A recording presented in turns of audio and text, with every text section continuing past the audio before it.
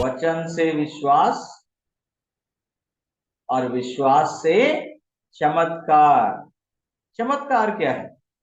चमत्कार है जो किसी के लिए असंभव हो और आपके लिए संभव हो जाए, तो ये चमत्कार है। आपके चारों तरफ लोग बीमार हैं, तरह तरह की दवाइयां ले रहे हैं, कर्ज में हैं, लड़ाई झगड़े हो रहे हैं, मुकदमे चल रहे हैं, संकट में हैं, समस्याओं में, और आप सुकून के साथ जी रहे हैं। ये एक चमत्कार। आपकी आवश्यकताएं समय से पूरी हो रही हैं, ये भी एक चमत्कार है। आप हर तरह की बीमारियों से बच गए हैं, तो ये भी एक चमत्कार है। आप कर्ज से उबर गए हैं, ये भी एक चमत्कार है। आप विश्वास के साथ दूसरों को संदेश सुना पाते हैं। हर एक बात चमत्कार है, किसी न किसी के लिए हो सकता है ना। तो आइए हम आज के वचन में आगे बढ़ते हैं। और आज का वचन हमने जो पढ़ा है वो है अख़मीरी रोटी। परमेश्वर ने मूसा और हारून के द्वारा ये प्रथा, ये परंपरा इस्राएली कौम को दी, और उन्होंने इसका पालन किया। बहुत समय तक इसको माना गया। आज मसीह कौम इसको नहीं मानती है। क्यों नहीं मानती है, वो एक अलग मुद्दा हो सकता है। क्योंकि जिस तरह से हम फसह के पर्व को नहीं मानते, उसी तरह से और भी बहुत से पुराने नियम की जो रीतियों की व्यवस्था थी, नए नियम में अगर हम जाएं तो दो तरह से मसीह यीशु ने खमीर का इस्तेमाल किया है। एक बार तो अपने चेलों से कहते हैं, फरीसियों और सदूकियों के खमीर से सावधान रहना। वहां पर चेले इसको समझ नहीं पाए, तो वो आपस में बात करने लगे, अरे हम तो रोटी लेकर आए नहीं हैं, प्रभु कह रहा है कि हम उनकी खमीरी रोटी ना खाएं। प्रभु ने कहा, नहीं नहीं, मैं ये नहीं कह रहा हूं। प्रभु ने उनको याद दिलाया कि जब तुम्हारे पास 5 रोटी 2 मछलियां थी, इतनी बड़ी भीड़ को खाना खिलाया, रोटी के लिए चिंता मत करो। मैं सदूकी और फरीसियों की के खमीर के बारे में बात कर। और वहां पर चेलों को समझ में आया कि प्रभु किसकी बात कर रहे हैं।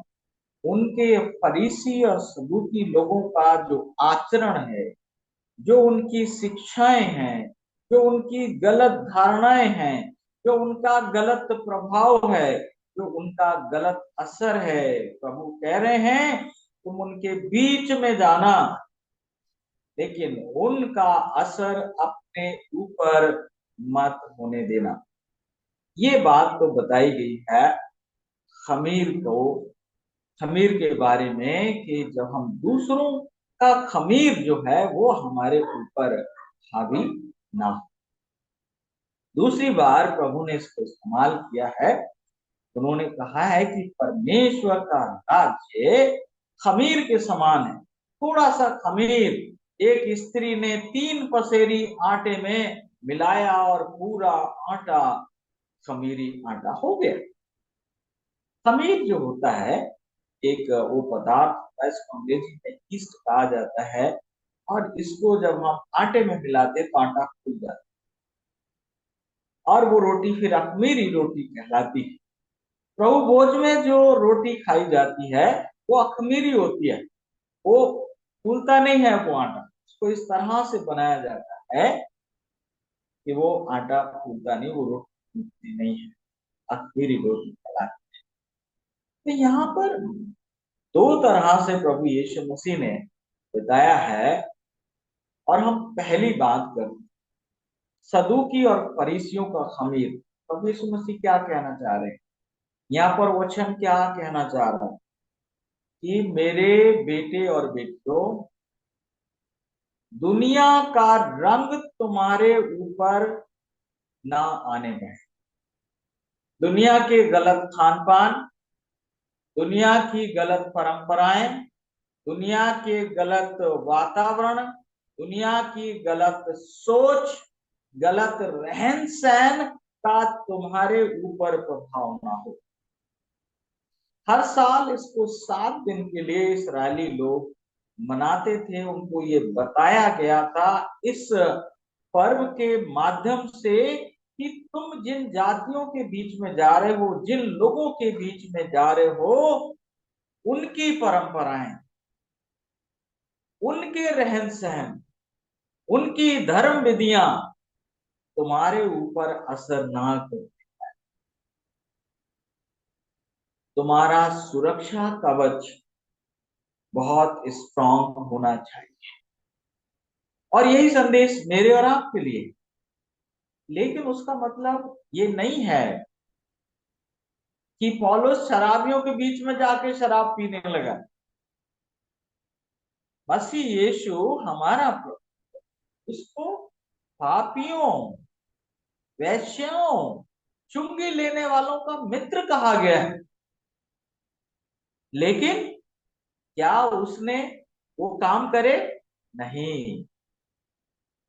मसीह यीशु ने सबको प्यार दिया, सबको गले लगाया, पापियों से प्यार किया, लेकिन उनके पाप में शरीक नहीं।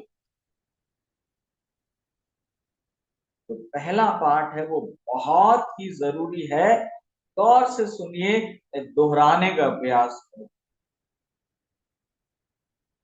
प्रभु यहाँ पर बताना चाह रहे हैं कि तुमको इस दुनिया में ऐसे रहना है जैसे नाव पानी में रहती है। नाव पानी पर चलती है, रहती है, लेकिन जिस दिन नाव के अंदर पानी आ जाता है तो वो नाव डूब जाती है। उसी तरह से आप और मैं भी इस दुनिया में भेजे गए हैं। हमें इस दुनिया में तो रहना है, लेकिन दुनिया का रंग, दुनिया के रीति रिवाज, दुनिया की परंपराएं, दुनिया के खान पान हमारे जीवन में नहीं आने चाहिए। हमारा जीवन किसके अनुसार चलना चाहिए? परमेश्वर के वचन के अनुसार। परमेश्वर का वचन, परमेश्वर के पवित्र बेटे और बेटियों से हमें शिक्षा लेनी है। परमेश्वर के दास और दासियों से प्रभावित होना है, लेकिन संसार से प्रभावित नहीं होना है। ये है पहली शिक्षा, आदि शिक्षा। अब दूसरी है जो मसीह यीशु ने कहा कि परमेश्वर का राज्य उस खमीर के समान है। इसको 3 पसेरी आटे में मिलाया और देखते ही देखते पूरे आटे में मिल गया। जैसे नमक को आप एक जगह मिलाइए, जब खाना खाने बैठते हैं सब में नमक मिल जाता है। ज्योति ऑन करिए, पूरे कमरे में लाइट हो जाती है। तो दूसरी बात यहाँ पर प्रभु क्या बताना चाहते, तुम्हारा अपना असर, तुम्हारे अपने संस्कार, तुम्हारा अपना चरित्र, तुम्हारे अपने सिद्धांत इतने पावरफुल होने चाहिए, इतना दृढ़ होना चाहिए आपको अपने ईमान में और अपने विश्वास में कि आप जहां भी जाओ वहां असर छोड़ के आओ।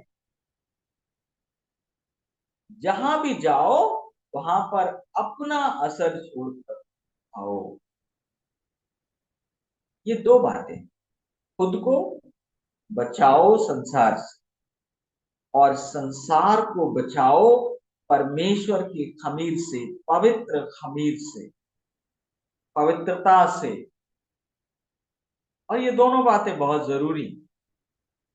कई बार हम लोग जब दुनिया में चलते फिरते हैं, लोगों से हम दोस्ती करते हैं और उनके रंग में रंग जाते हैं। मैं आपको बहुत चेतावनी के साथ और बहुत जिम्मेवारी के साथ बताना चाहता हूँ, यदि आपके दिमाग में ये है कि आप दुनिया के साथ, दुनिया के समान रहकर दुनिया को बचा लेंगे, तो आप बहुत बड़ी गलत, आप बहुत बड़ी गलतफहमी में हैं।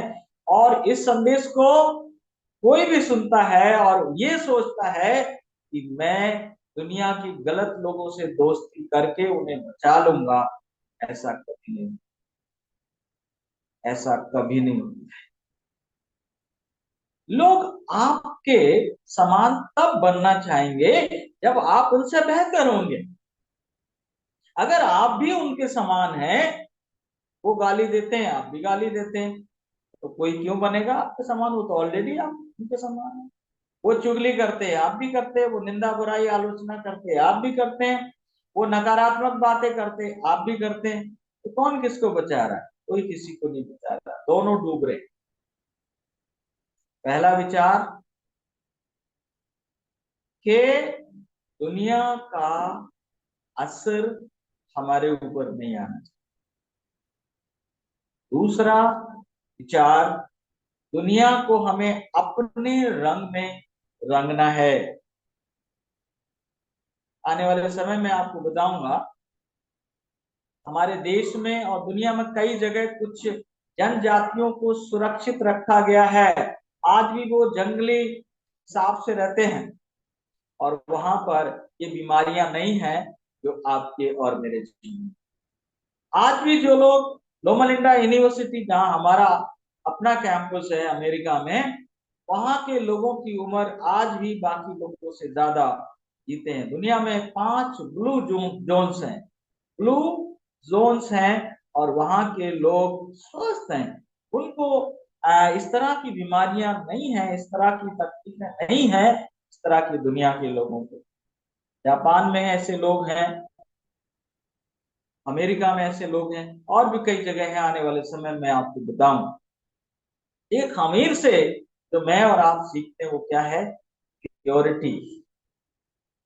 प्योरिटी। परमेश्वर चाहते हैं कि हमारे जीवन में प्योरिटी हो, शुद्धता हो, पवित्रता हो। पवित्रता हो हमारे विचारों में, पवित्रता हो हमारे खान पान में, पवित्रता हो हमारे लेन देन में, पवित्रता हो हमारे हर एक काम में, शुद्धता हो, प्योरिटी हो, अर्थात मिलावट ना हो। अब आप मिलावट को निकाल दीजिए। जैसे ही आप मिलावट को निकाल देंगे, तो मैं आपको अपनी गवाही से बताना चाहता हूं कि आपकी तकलीफें बहुत हद तक दूर हो जाएंगी। मिलावट का मतलब दो तीन चीजों को मिलाना। आज आप शुरुआत करिए बाजार के खाने से। बाजार से जो भी आप ला रहे हैं उसमें क्या है? मिलावट। ढेर सारी चीजों की मिलावट। जो दूध भी आप लेकर आ रहे हैं उसमें मिलावट है। बाजार से हर एक चीज में क्या मिलेगी आपको? मिलावट मिलेगी। घर में जो खाना बनता है उसमें क्या है? मिलावट। नमक तेल चीनी सब चीजें मिलाई गई ना। ये मिलावट ही हमारे पतन का कारण। मिलावट। हम जहां गए वैसे ही हो। हम आगे सीखेंगे इसराइलियों को पतन कैसे हुआ। वो मिलने जुलने लगे लोगों से, उनके रीति दस्तूर अपनाने लगे, उनके खान पान अपनाने लगे, और वो क्या हो गया? पतन। तो मिलावट विचारों में होगी तो पतन करेगी, मिलावट खान पान में होगी तो बीमार करेगी, मिलावट स्वभाव में होगी तो दुनिया से मतलब बाहर कर देगी आपको, वजूद खत्म। हमारे जीवन में प्योरिटी होनी चाहिए। और आपको बताया है प्योरिटी किस चीजों में है, या अधिक मात्रा में है? जो प्राकृतिक स्वर्गीय रसोई का भोजन तोड़िए धोइए और खा लीजिए, वो प्योर है। सब कुछ, अगर आप एक गाजर भी खाते हैं, उस गाजर में ही सब कुछ है। उसी में नमक है, उसी में चीनी है, उसी में तेल है, उसी में वो तमाम चीजें हैं जो आपको चाहिए। और जब आप एक गाजर को प्राकृतिक रूप में खाते हैं तो आपके अंदर सिस्टम है उस गाजर की तमाम चीजों को जहां जहां जरूरत है वहां पहुंचा दे। लेकिन अगर यही गाजर आप सलाद के साथ काट कर खाते हैं, नमक और क्या क्या छिड़क कर खाते हैं, तो इसकी क्वालिटी क्या हो जाती है? कम हो जाती है। सब्जियां हैं, तो फल और सब्जी हमारे जीवन में 70% मीठा। 70%। अगर आप दिन भर में 1 किलो खाते हैं तो 700 ग्राम फल और सब्जियां और 300 ग्राम अनाज हो सकते हैं जो हम खाते हैं। यदि इस चीज पर हम ध्यान दें, जो इम्प्योरिटी हमारे हमारे बॉडी में केमिकल्स आ रहे हैं, जो चीजें हम खा रहे हैं, बाजार की जो भी चीज खा रहे हैं, मिठाइयां खा रहे हैं, चिप्स कुरकुरे जो कुछ भी खा रहे हैं, बिस्किट खा रहे हैं, नमकीन खा रहे हैं, सब मिलावट है, सब मिलावट। और ये मिलावट हमको कमजोर करती है, शारीरिक रूप से कमजोर करती है, मानसिक रूप से कमजोर करती है, आत्मिक रूप से कमजोर करती है। तो कैसे बचेंगे? एक ही साधन है, वचन।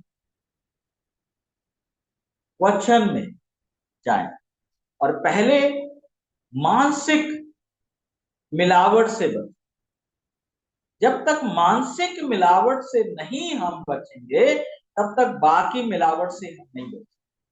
और उसके लिए क्या करना होगा? निरंतर वचन के ऊपर ध्यान रखना होगा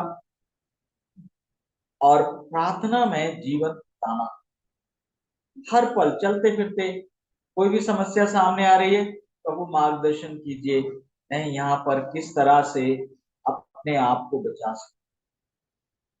जहां पर टेंशन है, जहां पर दबाव है, जहां पर गंदगी है, वहां पर आपका प्रयास होना चाहिए अपने आप की रक्षा करने।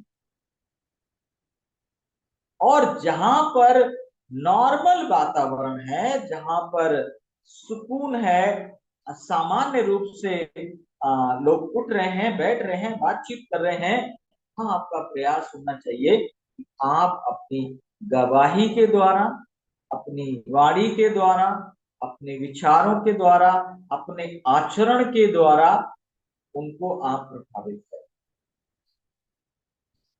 तूफान में प्रचार करने का प्रयास न करें।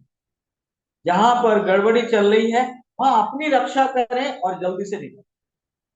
लेकिन जहां पर नॉर्मल सामान्य माहौल है, वहां पर अपनी वाणी से, अपने विचारों से, अपने आचरण से प्रभु से प्रार्थना करें, प्रभु यहाँ पर मैं अपना खमीर छोड़ना चाहती हूँ, मेरा मार्गदर्शन करें, मैं कैसे अपना खमीर इनके जीवन में छोड़ूं ताकि इन्हें भी वो आनंद मिले जो मुझे। और जहां गड़बड़ी चल रही है, गाली गलौज, लड़ाई झगड़ा, मारपीट हो रही है, अपमान निंदा बुराइयां हो रही है, वहां से निकल जाना है खुद को प्रभावित किए बिना। यदि हम ऐसा करेंगे, मानसिक मिलावट से बचेंगे, आत्मिक मिलावट से भी बचना है। आत्मिक मिलावट से ही बचना, हमारा विश्वास वचन के ऊपर होना चाहिए और उसके लिए वचन का ज्ञान, निरंतर वचन पढ़ना, वचन को लिखकर जेब में रखना। कल अर्जुन दयाल साहब से मेरी बात हुई, उन्होंने वो एक डायरी अपने हाथ में, वो एक छोटी सी किताब रखी, अभी मैं भी, उसमें ढेर सारे बाइबल के वचन, और जब भी समय होता है उसको खोल कर वो वचन को पढ़ते हैं। और इस तरह से ध्यान जो है वचन की ओर बना रहता है। जो आपने वचन याद किया है, हर दिन हम लोग, अभी हम शुरू करने वाले हैं, एक दिन में एक बाइबल का वचन याद करेंगे और अगले दिन जब हम गवाही देंगे तो हम ये बताएंगे मैंने ये बाइबल का वचन याद किया और कल मैंने दिन भर इसका पालन किया और मुझे ये आशीष मिली, और मैं कहीं पर अमीर बन पाया, किसी के लिए मैं आशीष का कारण बन पाया, या एक बुरे वातावरण में अपनी रक्षा कर पाया, इसके लिए मैं परमेश्वर का धन्यवाद। फिर है खान पान में मिलावट। हम सब जानते हैं जितनी मिलावट कम होगी उतनी हमारी सेहत। प्रभु आज के वचन से मेरे भाई बहनों को बहुत ऐसे आशीष दे। थैंक यू वेरी मच इस सौभाग्य के लिए कि मैं आपकी सेवा कर सकता हूँ। आप स्वस्थ, सुखी और संपन्न हो, यही मेरी कामना है, यही मेरे जीवन का उद्देश्य। Thank you and God bless.